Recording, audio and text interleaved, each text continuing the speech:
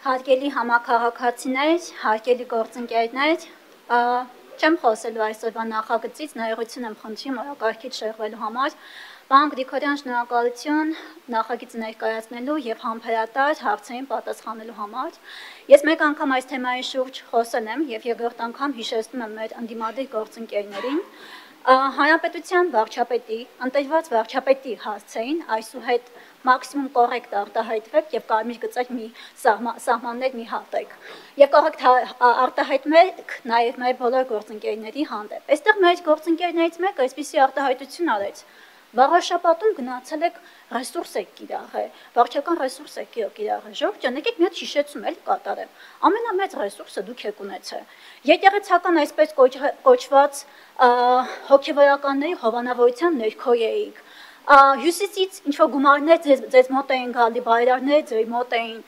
Ով ասեց ձեզ հովանավորում էր։ Քիչ էր մնում հին աշխարհից, անդրաշխարհից քրմերի բերեք, որպեսզի վաղաշաբաթի կենտրոնում ձեզ համար քարոզարշավ անեն։ Եկել եք մեզ ասում եք վարչական ռեսուրս եք կիրառել։ Ինչպես նախորդ իմ ելույթում ասեցի նախորդ նիստի, այնպես է հիմա եմ վերահաստատում, Հայաստանի Հանրապետությունում ընտրողը ժողովուրդն է, որը որ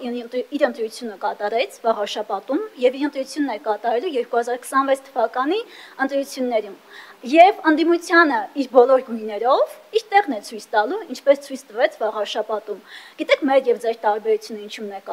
կայանում։ Ժողովուրդը շատ լավ գիտի ձեր հետևում ով է կանգնած, ինչ գույնով ուզում եք որ գաք, միևնույնն է հասկանա թե ինչ է կատարվում եւ ձեր հետևում ովքեր են կանգնած։ Այստեղ խոսեցիք Արցախից, Շուշիից եւ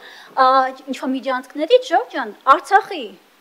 հասցեատերը տվյալ հարցի Ռոբերտ Քոչյանը եւ Սերժ Սարգսյանն են։ Գնացեք ձեր քաղաքական հայրերին, այդ հարցը հղեք եւ այդ հարցի պատասխանը ունեցեք։ Հանրապետության վարչապետը մի քանի անգամ շարունակ հրավիրել է եւ հիմա էլ է շարունակում հրավիրել բանավեճի, ձեր քաղաքական հայրերը